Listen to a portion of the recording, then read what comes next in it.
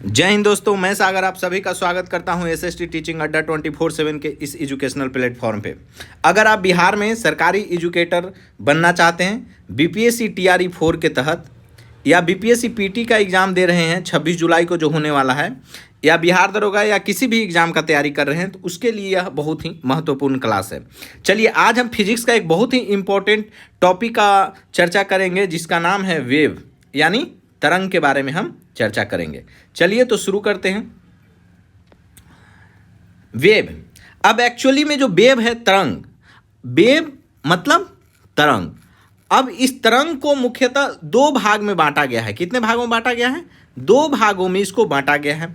तो wave can be mainly divided into two parts. आपको पहले यही ध्यान रखना है कि वेव को यानी तरंग को कितने भाग में बांटा गया है, तो दो भाग में इसको बांटा गया है। कौन कौन? मैकेनिकल वेव और नॉन मैकेनिकल वेव, यानी आपका यांत्रिक तरंग और अयांत्रिक तरंग होता है। तो सिंपल चीज़ों को ध्यान रखना है कि जो वेव है तरंग को दो भागों में बांटा गया है। कौन दो भाग में बांटा गया है? तो मैकेनिकल वेव और नॉन मैकेनिकल वेव। पहले एकदम क्लियर, एकदम बहुत आराम से समझते चलना है कि वेव को हम दो भागों में बांटते हैं। कौन कौन? तो मैकेनिकल वेव और नॉन मैकेनिकल वेव, यानी यांत्रिक तरंग और अयांत्रिक तरंग। इतना सारा चीज पहले ध्यान रखना है।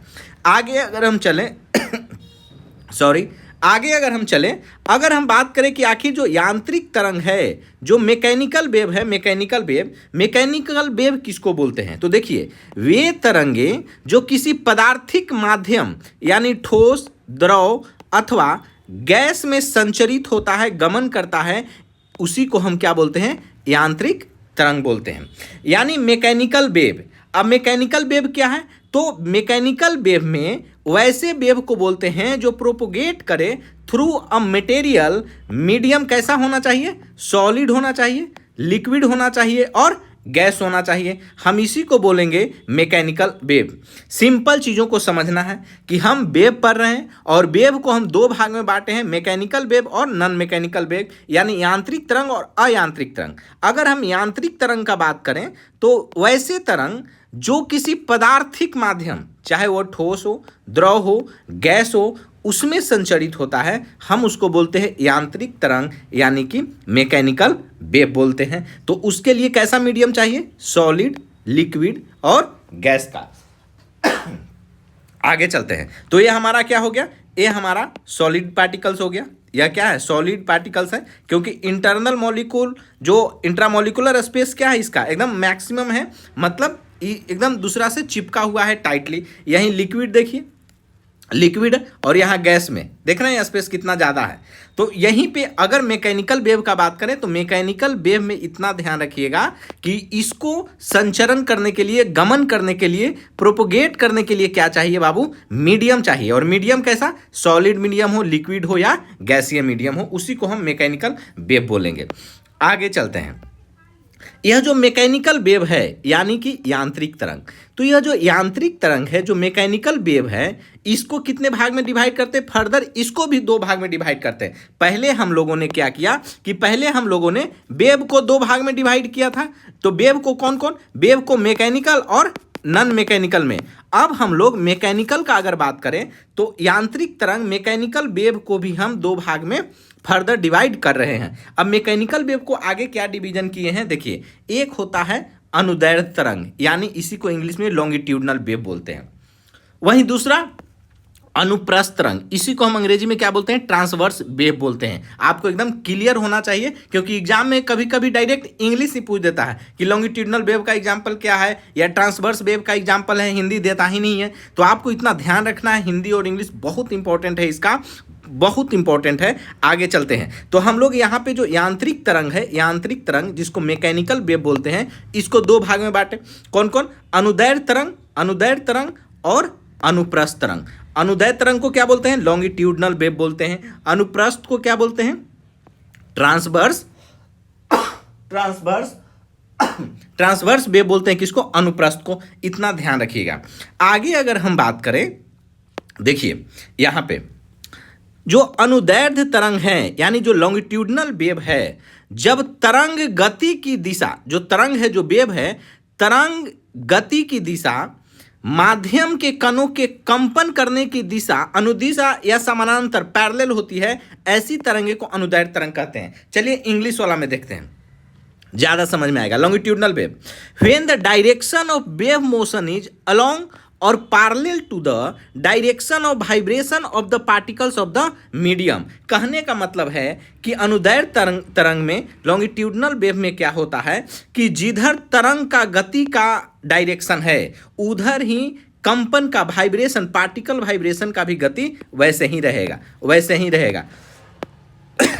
मतलब कहने का सिंपल है कि जिस तरफ तरंग गति का, मोशन का डायरेक्शन है, उसी तरफ कणों का कंपन, पार्टिकल वाइब्रेशन का भी जो गति है, मतलब कि सेम डायरेक्शन में रहेगा। ये होगा लॉन्गिट्यूडनल वेव में। अगर वहीं हम बात करें, सबसे important exam point of view से याद रखिएगा कि जो साउंड है, साउंड जो है यह एग्जाम्पल है लॉन्गिट्यूडनल वेव का। अगर आपसे कभी पूछा जाए कि साउंड किस वेव का एग्जाम्पल है, तो साउंड लॉन्गिट्यूडनल वेव का एग्जाम्पल है। इस बात को ध्यान रखिएगा। और इसमें क्या होता है कि तरंग गति का दिशा माध्यम के कणों के कंपन की दिशा के पैरेलल होता है। क्या होता है? पैरेलल होता है। इस बात को ध्यान रखिएगा। और ध्वनि जो साउंड है, यह लॉन्गिट्यूडनल वेव का एक अच्छा एग्जाम्पल है, ध्यान रखिएगा। एक बात और एग्जाम पॉइंट ऑफ व्यू से हमेशा रट के रखिएगा कि जो लॉन्गिट्यूडनल वेव है, यह जो लॉन्गिट्यूडनल वेव है ना, यह लॉन्गिट्यूडनल वेव कभी भी पोलराइज नहीं होता है, कभी भी ध्रुवन नहीं होता है। मतलब ही इस लॉन्गिट्यूडनल वेव को हम एक जगह पे सेंट्रलाइज नहीं कर सकते हैं। इस बात को ध्यान रखिएगा। तो यह आपको एकदम याद रखना है कि longitudinal wave can't be polarised. Clear है? यहाँ तक आपको क्लियर होना चाहिए। सिंपल चीज़ों को ध्यान रखना है कि हम वेव पढ़ रहे हैं। वेव को दो भाग में डिवाइड करते हैं, मैकेनिकल और नॉन मैकेनिकल। हम मैकेनिकल को फिर दो भाग में डिवाइड करते हैं। कौन कौन? आपका लॉन्गिट्यूडनल वेव और एक क्या हो जाएगा? Transverse wave. इतना सारा चीज याद रखिएगा। लॉन्गिट्यूडनल वेव हम उसको बोल रहे हैं जिसका तरंग गति का डायरेक्शन और कणों का कंपन का डायरेक्शन दोनों क्या हो? सेम डायरेक्शन में हो, पैरेलल हो। इस बात को ध्यान रखिएगा। चलिए आगे चलते हैं। वहीं अगर हम अनुप्रस्थ तरंग का अगर बात करें, अगर हम अनुप्रस्थ तरंग का अगर बात करेंगे, तो यह जो अनुप्रस्थ तरंग है, अगर इसका बात करें, जब तरंग गति की दिशा माध्यम के कणों के कंपन करने की दिशा के लंबवत होती है, इस प्रकार की तरंगों को अनुप्रस्थ तरंग यानी ट्रांसवर्स वेव बोलते हैं। क्या बोलते हैं? Transverse wave. ट्रांसवर्स वेव मतलब when the direction of wave motion is perpendicular to the direction of vibration of the particles of the medium, then these type of waves are called transverse wave। कहने का मतलब simple समझिए कि जो transverse wave है, transverse wave तरंग का गति का जो दिशा है, तरंग का जो गति का जो दिशा है, वह कैसा रहेगा? माध्यम के कणों के कंपन का परपेंडिकुलर रहेगा। कैसा रहेगा? परपेंडिकुलर रहेगा। इस बात को ध्यान रखिएगा। कैसा रहेगा? परपेंडिकुलर रहेगा हमेशा। तो कणों का कंपन और कणों का और जो वेव डायरेक्शन है उसका क्या रहेगा? वह दिशा लंबवत रहेगा। आप इस बात को ध्यान रखिएगा। चलिए आगे चलते हैं। वहीं पे अगर हम आयंत्रिक तरंग या विद्युत चुंबकीय तरंग का बात करें, तो सिंपल याद रखिएगा। पहला चीज याद रखना है आपको क्या, कि जो नॉन मैकेनिकल वेव है, हम उसी को क्या बोलते हैं? इलेक्ट्रोमैग्नेटिक वेव बोलते हैं। पहला आपको एग्जाम पॉइंट ऑफ व्यू से याद रखना है कि जो नॉन मैकेनिकल वेव है, क्या? जो नॉन मैकेनिकल वेव है, हम उसी को क्या बोलते हैं? इलेक्ट्रोमैग्नेटिक वेव बोलते हैं। आपको पहले तो यही चीज़ पता होना चाहिए कि नॉन मैकेनिकल वेव और इलेक्ट्रोमैग्नेटिक वेव दोनों क्या है? सेम है। बोल रहा है कि waves do not require any medium, इसमें किसी मीडियम का जरूरत नहीं पड़ता है। वैसे तरंग जिसके संचरण के लिए किसी माध्यम की आवश्यकता नहीं होती है। जैसे मैकेनिकल वेव में क्या था? माध्यम का आवश्यकता था, मीडियम का आवश्यकता था। सॉलिड होना चाहिए, लिक्विड होना चाहिए, गैस होना चाहिए। लेकिन यहाँ जो नॉन मैकेनिकल है, जो इलेक्ट्रोमैग्नेटिक वेव है, यहाँ तरंगें निर्वात में भी संचरित हो सकती है। उन्हें विद्युत चुंबकीय या अयांत्रिक तरंग कहते हैं। और सभी विद्युत चुंबकीय तरंग एक ही वेग से चलती है, जो कि प्रकाश के वेग के बराबर होता है, कहने का मतलब है नॉन मैकेनिकल वेव या इलेक्ट्रोमैग्नेटिक वेव को कोई भी मीडियम का रिक्वायरमेंट नहीं है for their propagation, meaning they can travel even in a vacuum, वह निर्वात में भी वैक्यूम में भी ट्रेवल कर सकता है। इसी को हम इलेक्ट्रोमैग्नेटिक वेव या नॉन मैकेनिकल वेव बोलते हैं। एक बात और आप ध्यान रखिएगा कि यह जो इलेक्ट्रोमैग्नेटिक वेव है, electromagnetic wave travel with the same velocity which is equal to the speed of light. तो जो स्पीड ऑफ लाइट होता है 3 × 10⁻, कितना 3 × 10⁸ मीटर पर सेकेंड। इस बात को ध्यान रखिएगा। चलिए आगे हम चलते हैं। यहां देखिए, सभी विद्युत चुंबकीय, एकदम रट के रखना है एग्जाम पॉइंट ऑफ व्यू से, बीपीएससी टीआरई 4 या किसी भी एग्जाम का तैयारी कर रहे हैं, अगर जो फिजिक्स का जो क्वेश्चन पूछा जाता है, एप्लीकेशन बेस्ड क्वेश्चन पूछा जाता है, आपको हमेशा फैक्चुअल चीजें याद रखना है। चलिए, सभी विद्युत चुंबकीय तरंगे फोटोन की बनी होती है। पता नहीं कितना बार यह सवाल पूछा है कि विद्युत चुंबकीय जो तरंग है वह किस चीज का बना हुआ होता है। तो याद रखिएगा, जितना भी इलेक्ट्रोमैग्नेटिक वेव है वो सभी के सभी किसका बना है? फोटोन का बना है। किसका बना है? तो याद रखिएगा, यह फोटोन का बना है। तो इलेक्ट्रॉनिक सभी विद्युत चुंबकीय तरंगे किसका बना है? फोटोन का बना हुआ है। इस बात को ध्यान रखिएगा। आगे चलते हैं। विद्युत चुंबकीय तरंगों का तरंगदैर्घ्य परिसर 10⁻⁻14 मीटर से लेके 10⁻⁴ मीटर तक होती है। ये भी सवाल एग्जाम में पूछा हुआ है। आपको हर एक लाइन याद रखना है, हर एक लाइन आपको याद रखना है बाबू, हर एक लाइन याद रखना है कि जो विद्युत चुंबकीय तरंग हैं, यानी जो इलेक्ट्रोमैग्नेटिक वेव है, जो इलेक्ट्रोमैग्नेटिक वेव है, इसका जो तरंगदैर्घ्य परिसर है, यानी जो वेवलेंथ रेंज है, तरंगदैर्घ्य परिसर जो वेवलेंथ रेंज है, इंग्लिश जरूर याद रखिएगा। फिजिक्स साइंस जब भी पढ़िए उसका की पॉइंट आपको अंग्रेजी में पता होना चाहिए।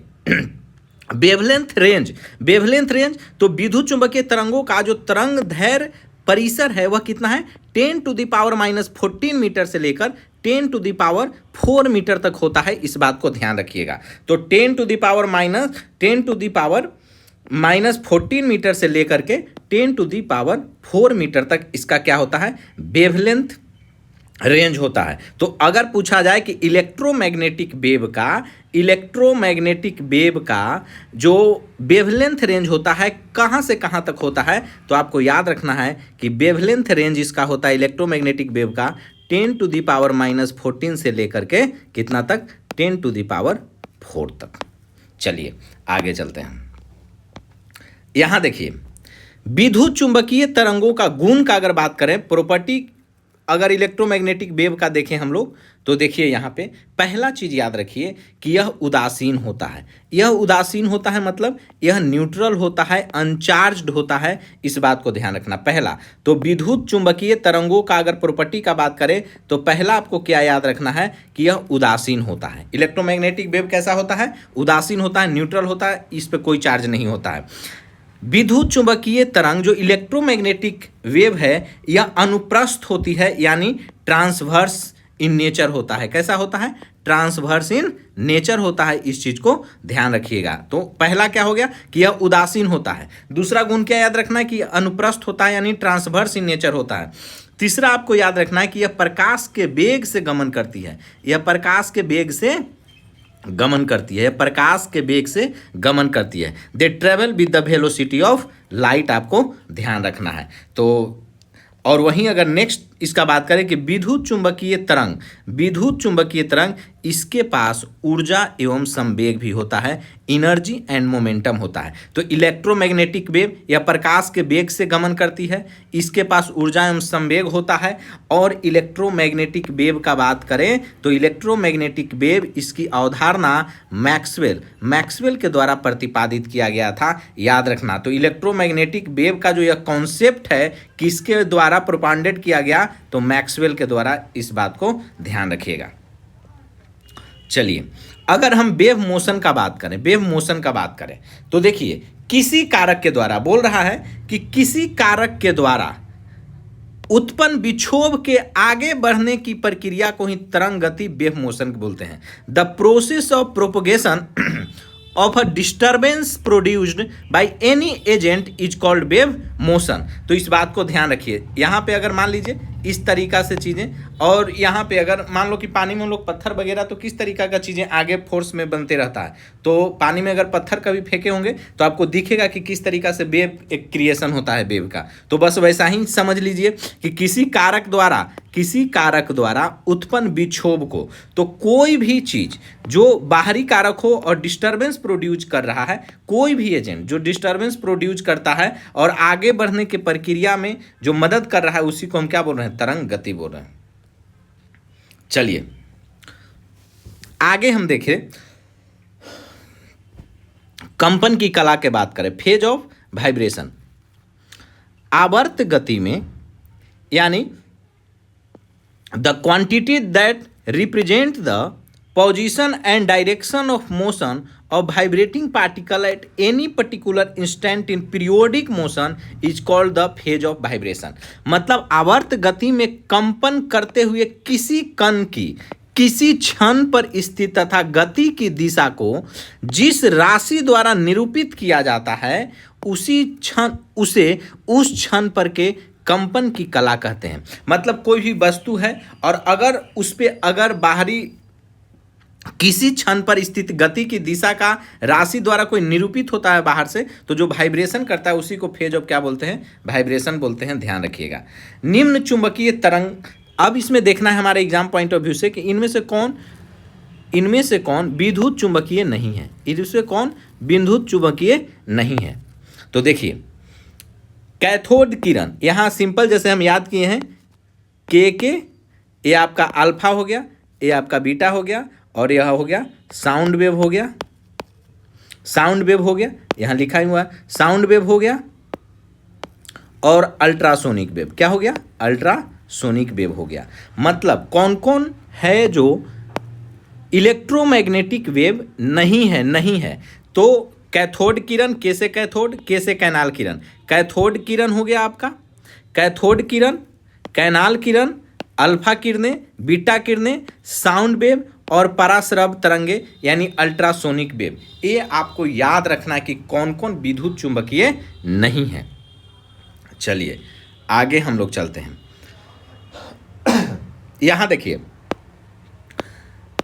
यहां है कि विद्युत चुंबकीय कि इलेक्ट्रोमैग्नेटिक वेव, वो हम लोग अभी देखे जो आपका क्या क्या था। अभी हम लोगों ने जो देखा कि कैथोड किरणें, कैनाल किरणें, अल्फा किरणें, बीटा किरणें, आपको पराश्रव्य किरणें जो अल्ट्रासोनिक वेव था, साउंड वेव था, ये सब इलेक्ट्रोमैग्नेटिक वेव नहीं है, इलेक्ट्रोमैग्नेटिक वेव नहीं है। लेकिन यहाँ हम देख रहे हैं कि कौन कौन इलेक्ट्रोमैग्नेटिक वेव है। आपको यह चार्ट याद करके रखना है। देखिए आपको याद रखना है गामा रे, गामा के बाद एक्स रे, यही सीक्वेंस भी याद रखिएगा, सीक्वेंस से भी एग्जाम में सवाल पूछता है। Gamma ray, X ray, ultraviolet रे, विजिबल रेडिएशन, इंफ्रा रे, शॉर्ट रेडियो वेव और लॉन्ग रेडियो वेव आपको याद रखना है। चलिए अगर हम बात करें, यहां हो गया एक्स रे, ये क्या हो गया, यूवी रे, ये क्या है, तो यूवी रे, यह क्या है, विजिबल रे, यह क्या है, इंफ्रा रे, और ये हो गया आपका लघु रेडियो वेव और शॉर्ट रेडियो वेव। तो आपको यहाँ ध्यान रखना है। यहीं से दूसरा आपसे सवाल पूछा जाएगा कि गामा किरण का खोज कौन किया, तो पॉल विलार्ड का नाम याद रखिए। अगर आपसे पूछा जाए कि एक्स किरण का खोज कौन किया, तो रोंटगन का नाम याद रखिए। अगर पराबैंगनी किरण का खोज कौन किया, यानी अल्ट्रावायोलेट रे का, तो रीटर ने किया। कौन किया, रीटर ने किया। अगर हम बात करें विजिबल रे का कौन खोज किया है, न्यूटन ने किया है। और रक्त किरण इंफ्रा रे का हर्सेल ने किया है। लघु radio wave, short radio wave का हेनरिक हर्ट्ज ने किया, और लॉन्ग रेडियो वेव का मार्कोनी ने किया। आपको सारा चीज़ याद रखना है। यहाँ तरंगदैर्घ्य जो वेवलेंथ रेंज है और ये जो फ्रीक्वेंसी रेंज है, यहाँ सीक्वेंस आपको समझना होगा। देखिए 10⁻⁻14 मीटर से अगर गामा किरण का बात करें तो इसका वेवलेंथ रेंज क्या है, 10⁻⁻14 से 10⁻10 मीटर। यहीं फिर उठ करके यहाँ 10⁻10 मीटर से 10⁻8 मीटर, यही फिर यहाँ 10⁻8 मीटर से 10⁻7 मीटर, 7 मीटर। वहीं अगर यहाँ देखें कि 3.9 यहाँ 3.9 इंटू 10⁻⁻7 मीटर से लेके 7.8 इंटू 10⁻⁻7 मीटर तक।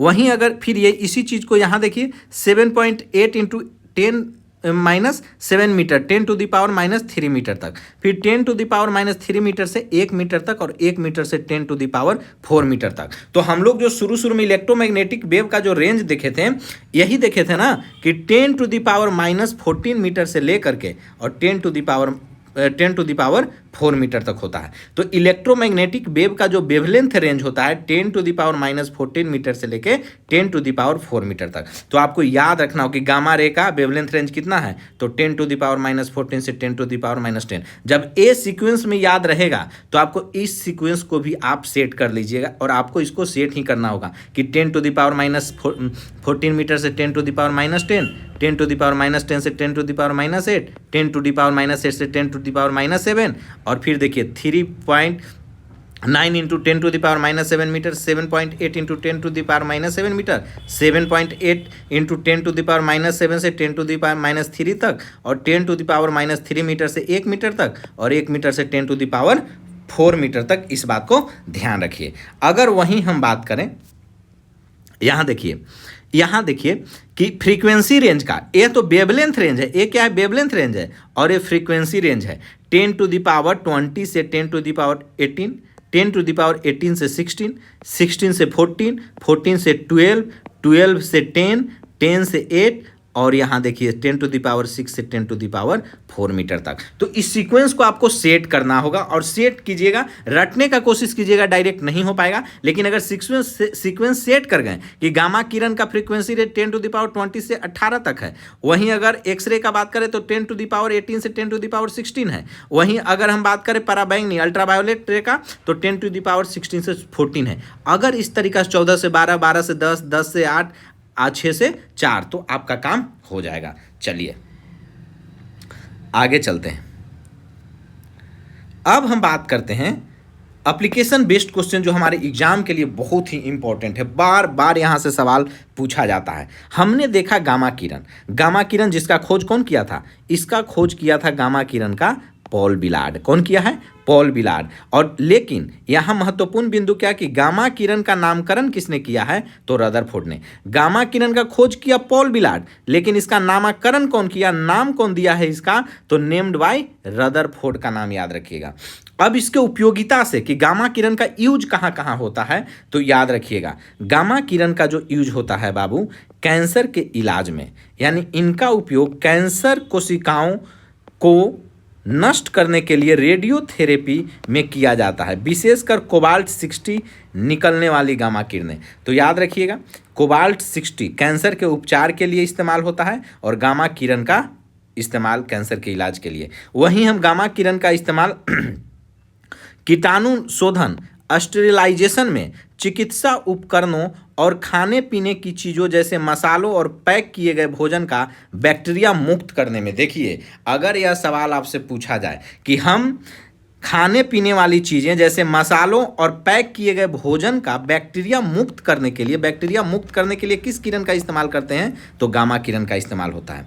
परमाणु अभिक्रिया में, अगर हम परमाणु अभिक्रिया का बात करें तो इसमें भी नाभिकीय संरचना, न्यूक्लियर स्ट्रक्चर और परमाणु रिएक्टरों के अध्ययन में भी किसका इस्तेमाल होता है, तो गामा किरण का इस्तेमाल होता है। अगर एग्जाम फैक्ट्स की बात करें तो देखिए अगर आपसे सवाल पूछा जाए कि किस तरंग का वेधन क्षमता, पेनेट्रेटिंग पावर सबसे अधिक होती है, तो गामा किरणों की। तो परीक्षा में यह सब सवाल पूछा जाता है कि किस तरंग का वेधन क्षमता, पेनेट्रेटिंग पावर सबसे अधिक है, तो गामा किरण की। इस बात को ध्यान रखिएगा। अगर हम एक्सरे के बारे में जानें, तो देखिए खोजकर्ता कौन है एक्सरे का, रॉन्टजन। अब इसका एक्सरे का कहाँ कहाँ इस्तेमाल होता है, तो मेडिकल डायग्नोसिस में, शरीर की टूटी हुई हड्डियों का पता लगाने यानी रेडियोग्राफी, और फेफड़ों के रोगों के जांच के लिए। तो आपको ध्यान रखना है कि एक्स किरण का इस्तेमाल कहाँ, शरीर की टूटी हुई हड्डियों का पता लगाने यानी रेडियोग्राफी, और फेफड़ों के रोगों को जांच के लिए किया जाता है। वहीं अगर सुरक्षा जांच का देखें, सिक्योरिटी स्कैनर के तौर पे भी एक्सरे का इस्तेमाल होता है। जैसे देखिए यहाँ पे यहाँ पे देखिए, यहाँ देखिए यहाँ पे है सुरक्षा, हवाई अड्डों और रेलवे स्टेशनों पर सामान की जांच, बैगेज स्कैनर के लिए भी हम एक्सरे का इस्तेमाल करते हैं। और अगर हम बात करें कि क्रिस्टल संरचना का अध्ययन करना हो, विज्ञान में क्रिस्टल के आंतरिक ढांचे का पता लगाने के लिए भी इसमें एक्सरे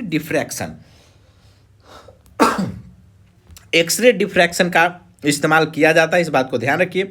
उद्योगों में धातुओं में छिपी दरारों, क्रैक्स और वेल्डिंग के दोषों को पकड़ने के लिए भी हम एक्सरे का ही इस्तेमाल करते हैं कि वेल्डिंग वगैरह की है या कोई धातु है उसमें कोई दरार वगैरह तो नहीं है, क्रैक वगैरह तो नहीं है, इसके पता करने के लिए भी हम एक्सरे का इस्तेमाल करते हैं। इस बात को ध्यान रखिएगा कि अगर धातुओं में छिपी दरारों और वेल्डिंग के दोषों को पकड़ने के लिए भी हम इसका पता लगाते हैं।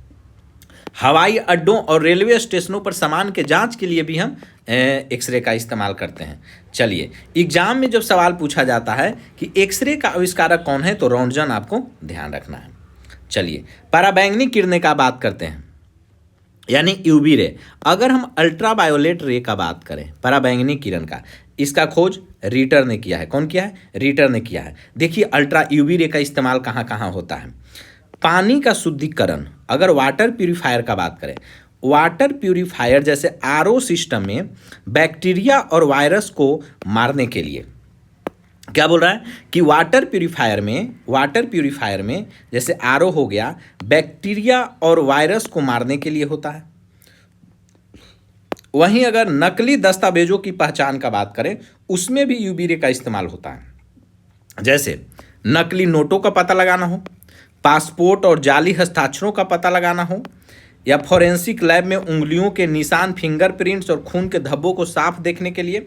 मतलब कहने का मतलब कि यूवी रे का इस्तेमाल नकली दस्तावेजों की पहचान, जैसे नकली नोटों का, पासपोर्ट है, जाली हस्ताक्षर फोर्जरी के लिए पता लगाने के लिए, फॉरेंसिक लैब में उंगलियों के निशान, फिंगरप्रिंट्स और खून के धब्बों को साफ देखने के लिए भी यूवी रे का इस्तेमाल किया जाता है। अगर एग्जाम का बात करें तो अगर पूछा जाए कि हमारी त्वचा धूप में रहने पर इन्हीं किरणों की मदद से विटामिन डी बनाती है, साथ ही ओजोन परत, ओजोन लेयर इन्हीं हानिकारक किरणों को पृथ्वी पर आने से रोकती है। तो याद रखिएगा क्या है एग्जाम फैक्ट्स पे अगर देखा जाए कि हमारी त्वचा धूप में रहने पर इन्हीं किरण, यूवी किरणों की मदद से विटामिन डी भी बनाती है, साथ ही ओजोन लेयर इन्हीं हानिकारक किरणों को पृथ्वी पर आने से रोकती भी है। इस बात को ध्यान रखिएगा।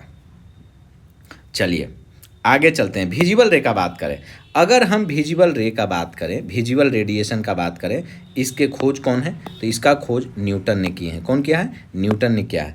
और अब इसका इम्पोर्टेंस पे अगर हम बात करें, मानव दृष्टि इसके कारण ही, मतलब विजिबल रे के कारण ही अपने आसपास के संसार और रंगों को देख पाते हैं। तो हम विजिबल रे के कारण ही हम अपने आसपास के संसार और रंगों को देख पाते हैं। अगर वहीं प्रकाश संश्लेषण का बात करें, जिससे पत्तियां अपना भोजन बनाती है, पौधे इसी प्रकाश की उपस्थिति में अपना भोजन बनाते हैं। तो पौधे अपना भोजन इसी विजिबल रेडिएशन के प्रेजेंस में अपना भोजन बनाती हैं। इस बात को ध्यान रखिएगा। चलिए, अगर औरक्त किरण का बात करें, इंफ्रारे का अगर हम बात करें, बहुत इंपॉर्टेंट है, बार बार हर एक पॉइंट बहुत इंपॉर्टेंट है। अगर आप सच में बिहार में सरकारी एजुकेटर या कोई भी एग्जाम देते हैं जहां साइंस पूछा जाता है, बहुत ही इंपॉर्टेंट है, बहुत अच्छा कंटेंट लाया गया है। चलिए, अगर इंफ्रारे का बात करें तो इंफ्रा रेडिएशन में इसका खोज हर्शेल किया है। कौन किया इसका खोज? इसका खोज हर्शेल। तो पहले तो यही याद रखिए कि इंफ्रारे का खोज कौन किया है? हर्शेल किया है।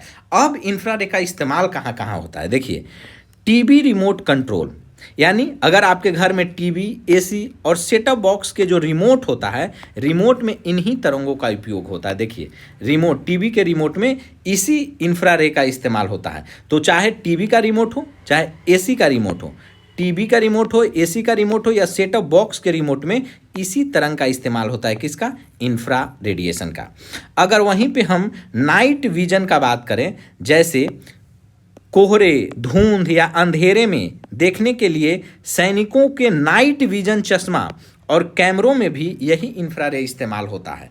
अगर वहीं फिजियोथेरेपी का बात करें तो मांसपेशियों के दर्द और सूजन को ठीक करने के लिए सिकाई यानी हीट थेरेपी भी में यही इंफ्रारेड का इस्तेमाल होता है। तो अगर सेकाई यानी हीट थेरेपी का बात करें, नाइट विजन कैमरा का बात करें, चश्मा का बात करें, अंधेरे में देखने के लिए सैनिक जो इस्तेमाल करते हैं, या मांसपेशियों में दर्द हो, सूजन को ठीक करने के लिए जो हीट थेरेपी होता है, वह सब में इंफ्रारेड का इस्तेमाल होता है। और इसका खोज कौन किया है? हर्सेल ने किया है। कौन किया है? हर्सेल ने किया है, ध्यान रखिएगा। चलिए यहाँ देखिए ग्रीन हाउस इफेक्ट।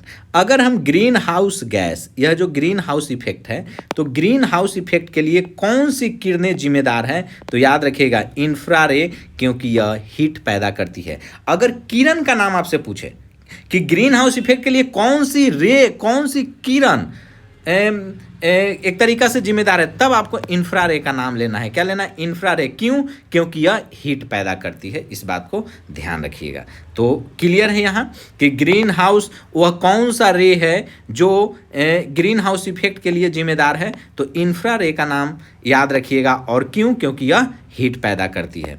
चलिए अगर हम माइक्रोवेव्स का बात करें, सूक्ष्म तरंगे का, पहले तो आप यही याद रखिए कि सूक्ष्म तरंग किसको बोलते हैं। तो 10⁻³ मीटर से लेके 10⁻² मीटर की जो तरंगे हैं उसे हम सूक्ष्म तरंग कहते हैं। मतलब वेव्स फ्रॉम 10⁻³ मीटर से लेके 10⁻² मीटर, इसी को हम क्या बोलते हैं? माइक्रोवेव्स बोलते हैं। इसका इंपॉर्टेंस, इसका एप्लीकेशन क्या, इसका यूज है, वह देखिए माइक्रोवेव ओवन का नाम तो सुने होंगे।